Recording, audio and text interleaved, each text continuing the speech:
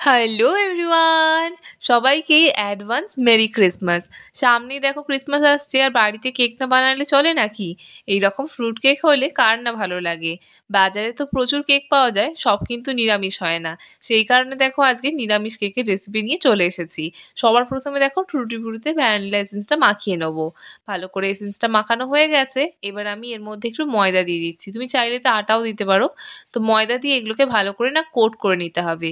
এতে কি হবে, আমরা যখন এটাকে কেকের মধ্যে দেব, তখন এটা কিন্তু একদম কেকের নিচে চলে যাবে না। সমস্ত কেকে ইভেনলি একদম উপর নিচ সব জায়গায় তুমি কিন্তু টুটি ফ্রুটিকে পাবে। এবার এটাকে আমরা একটা সাইডে রেখে দেবো। এবার চলো কেকটা বানিয়ে নিই। তার জন্য আমি এখানে ময়দা নিচ্ছি। আমি এখানে 3 বাটির মতন কিন্তু ময়দা নিয়েছি। সেম বাটিতেই আমি কিন্তু চিনির গুঁড়ো নিচ্ছি 2 বাটি। চিনিটাকে কিন্তু ভালো করে গুঁড়ো করে নিও, তারপর কিন্তু ইউজ করো। এতে কিন্তু খুব সুবিধা হবে। এরপর নিয়ে নিয়েছি বেকিং পাউডার আর বেকিং সোডা। বেকিং পাউডার দেখো বেশি করে নিয়েছি, আর বেকিং সোডাটা কিন্তু কম করে নিয়েছি। মানে যতটা বেকিং পাউডার নেব তার 1/4 নেব কিন্তু বেকিং সোডা। দুটোকেই দেখো দিয়ে দিয়েছি, আর আমি এখানে বলে রাখি আমি এখানে কিন্তু 1 চামচের মতন কিন্তু বেকিং পাউডারটা নিয়েছি। এবার 1 বাটি গুঁড়ো দুধ দিয়ে দিচ্ছি, দিয়ে সমস্তটা কিন্তু ভালো করে একদম মিক্স করে নিতে হবে।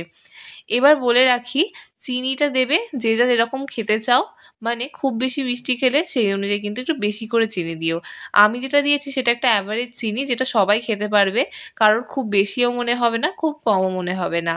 এবার যারা কম খেতে চাও তারা কম করে দিও, যারা বেশি খেতে চাও বেশি করে দিও।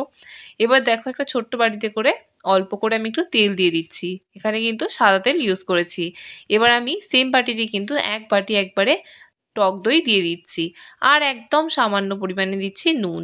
দিয়ে সমস্তটাকে দেখো ভালো করে হুইস্ক দিয়ে কিন্তু মিশিয়ে নিতে হবে। বেশ ধৈর্য সহকারে কিন্তু এরকমভাবে হুইস্কে করে কিন্তু মেশাতে হবে। আর দেখতে হবে যেন ছড়িয়ে ছিটিয়ে না যায়। সেই কারণে একদম ধীরে ধীরে করে আমি মেশাচ্ছিলাম। দেখো মিশিয়েছি, আর এটা বেশ আঁট মতন হয়ে রয়েছে, মানে অনেকটা শক্ত আছে। তো এবার আমি এর মধ্যে একটুখানি দুধ দিয়ে দিচ্ছি। দুধটা কিন্তু গরম নয়, একদম নর্মাল টেম্পারেচারে ছিল, সেটা কিন্তু আমি এর মধ্যে দিয়েছি। আর খুব বেশি একবারে দেবে না, অল্প অল্প করে দুধ দেবে, আর এই ব্যাটারটাকে একটু পাতলা করতে হবে, যাতে এই ব্যাটারটা খুব ভালো করে সিঁড়ি কাটে। ব্যাটারটা দেখো গুলে নিয়েছি, এবার এর মধ্যে একটুখানি ফুড কালার দিচ্ছি। এইটা একবারেই অপশনাল, তোমরা চাইলে দিতেও পারো নাও দিতে পারো। জাস্ট একটা হালকা ইয়েলো কালার খুব সুন্দর একটা রং দেয়, সেই কারণেই এটাকে আমি দুধের সাথে গুলে নিয়েছি। গুলে কিন্তু আমি এর মধ্যে দিয়ে দেবো। দিয়ে ভালো করে কিন্তু এটাকে মিক্স করতে হবে। জানো তো এই ফুড কালারটাকে মিক্স করা নিয়ে আমাদের ভাই বোনদের মধ্যে না ঝামেলা লেগে যায়। মানে এত স্যাটিসফাইং কি বলবো কাজটা। এবার দেখো এর মধ্যে দিয়ে দিচ্ছি আমি একটুখানি ভ্যানিলা এসেন্স। এখানে 1 চামচের মতন ভ্যানিলা এসেন্স দিয়েছি। দিয়ে সমস্তটা কিন্তু হুইস্ক দিয়ে ভালো করে কিন্তু মিশিয়ে নিতে হবে। এসেন্স দেওয়ার পর আমরা 15 মিনিটের বেশি কিন্তু একদম ছেড়ে রাখবো না, কারণ তারপরেই কিন্তু আমাদেরকে এটাকে বসিয়ে দিতে হবে। আর দেখো কি সুন্দর সিঁড়ি সিঁড়ি মতন হচ্ছে, তাহলেই কিন্তু বুঝতে হবে ব্যাটারটা কিন্তু ঠিকঠাক হয়েছে। তাহলে এবার আমরা এটাকে বেকিংয়ের জন্য রেডি করে নেব। এবার দেখো টুটি ফ্রুটিটা এর মধ্যে দিয়ে দেবো, দিয়ে সমস্তটাকে ভালো করে কিন্তু মিক্স করে নেব। একদম হালকা হাতে দেখো সমস্তটাকে মিশিয়ে নিচ্ছি। যেহেতু এর মধ্যে ময়দা মাখিয়ে নিয়েছি, তো এইটা না একদম উপর থেকে নিচ সমস্ত জায়গায় যেই রকমভাবে মিক্স করবে সেই রকমভাবেই থাকবে। এবার দেখো একটা জায়গা নিয়ে নিয়েছি। তো এর মধ্যে কিন্তু আমি এখানে পেপার দিয়ে দিচ্ছি।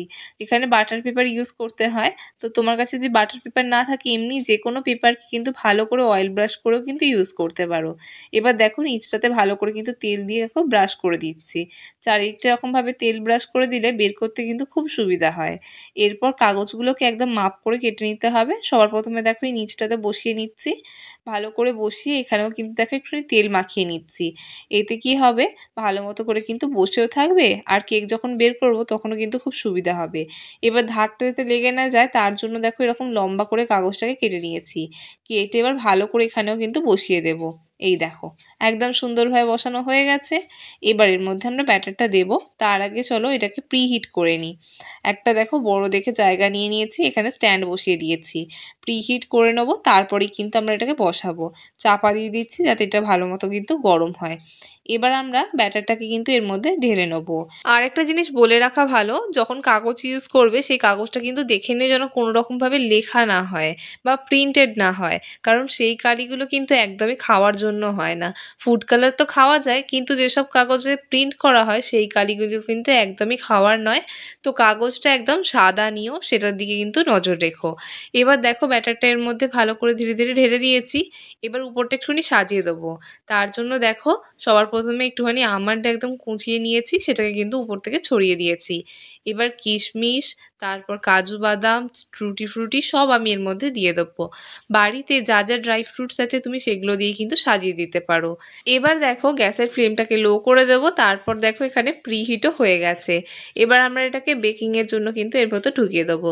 যাদের কাছে মাইক্রোওয়েভ আছে তারা তো জানোই কীভাবে মাইক্রোওয়েভে করতে হয়, তো তাদেরকে আলাদা করে কিন্তু কিছু বলার নেই, কিন্তু যাদের নেই তারা কিন্তু এইভাবেও ভালোভাবে বেকিং করতে পারো। এবার দেখো তোমাকে টাইমটা দেখিয়ে দিই, এখন 10:45 বাজে। এবার আমরা এটাকে বেকিং করতে কিন্তু রেখে দিয়েছি। মাঝখানে আমি একবার খুলে দেখেছিলাম যেটা কতটা বেক হয়েছে, তার জন্য দেখো একটা কাঠি নেব, কাঠিটাকে এরকমভাবে গাঁথতে হবে। যদি কাঠির গায়ে ব্যাটার লেগে থাকে তাহলে বুঝতে হবে বেকিং এখনো হবে। তো আমি এটাকে আরেকটু বেকিংয়ের জন্য রেখে দিয়েছিলাম। এখন 11:54 বাজে। তো দেখো তারপর আমি এটা ঢাকাটা খুলেছি। এইবারেও কিন্তু আমি সেমভাবেই চেক করব। এই দেখো কাঠিটা গেঁথেছি কিন্তু খুব পরিষ্কার হয়ে একদম বেরিয়ে এসছে। আরও 2-3-4 জায়গায় দেখো এরকমভাবে গাঁথবো, দেখে নেবো সমস্ত জায়গাটা যেন পরিষ্কারভাবে একদম পুরো বেকিং হয়েছে কিনা। বেকিং হয়ে গেছে তো আমি গ্যাসটাকে অফ করে দেবো। অফ করে এটাকে আমি একটু ঠান্ডা হওয়ার জন্য কিন্তু রেখে দেবো, তারপরেই কিন্তু এটাকে আনমোল্ড করব। এই দেখো ঠান্ডা করে নিয়েছি।